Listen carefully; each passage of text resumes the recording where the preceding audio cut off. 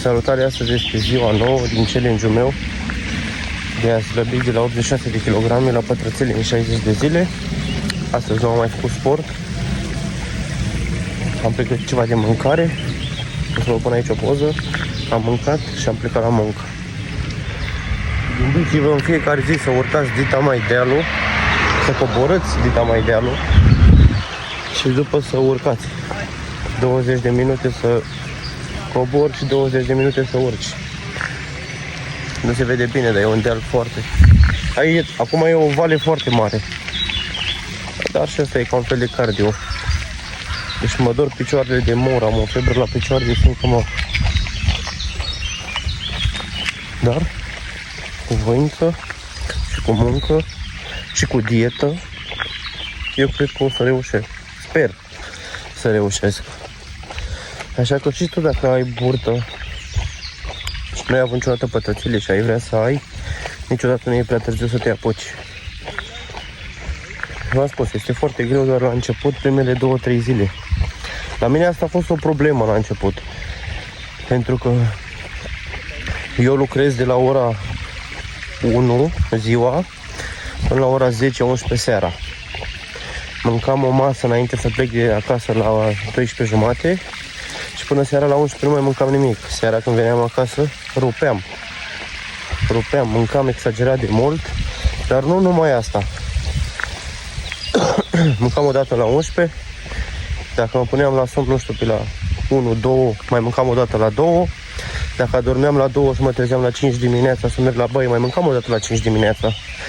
Deci asta era problema mea, pentru că eu toată ziua nu mâncam doar o singură masă, iar seara mâncam 2-3 mese pe seară, noaptea. Și mie mi-a fost foarte greu obișnuindu-mă așa. Deși eu sunt barman în Germania, anul trecut, în octombrie, plecasem din Germania, aveam 84 de kilograme. Am mers în România în șomaș 4 luni, iar din noiembrie până la jumatea lui martie m-am întors înapoi de la 84 cu 92.800.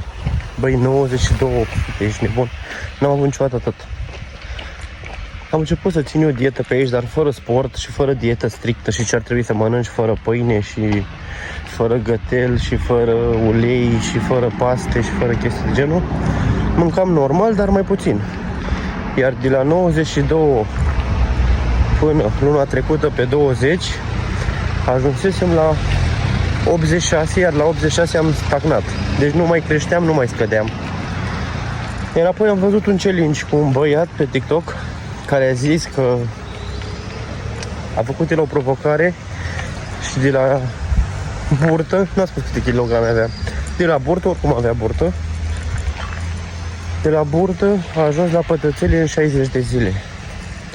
M-am documentat foarte mult despre chestia asta, am scris și pe ChatGPT, am întrebat, am spus înălțimea mea, greutatea mea, dacă se poate face așa ceva. I-am spus că am văzut un challenge pe TikTok cu un băiat care a făcut așa ceva și mi-a spus că nu este adevărat, probabil este trucaj sau nu știu ce. ChatGPT mi-a spus că pot slăbi undeva la 5-7 kg în 2 luni. Și am zis, băi, dă-o încolo, n-are cum. Adică 5-7 kg în 2 luni n-are cum. Așa că m-am ambiționat și deja în 10 zile am dat 10-12 zile am dat 3 kg jos. Dar dacă eu am putut să dau în 12 zile 3 kg jos, cum îmi spunea el mie că pot să dau doar atât, doar 5-7 în 2 luni. Acum să vedem.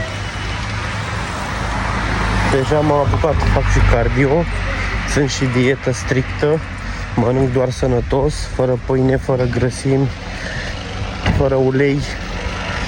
Plus în fiecare zi câte 20 de minute pe jos, să vin 20 de minute pe plec, 20 de minute, iar urc, tată, urci până sus, urci și obosești și transpiri. Eu sunt o persoană care transpir foarte rău și asta e un plus pentru mine.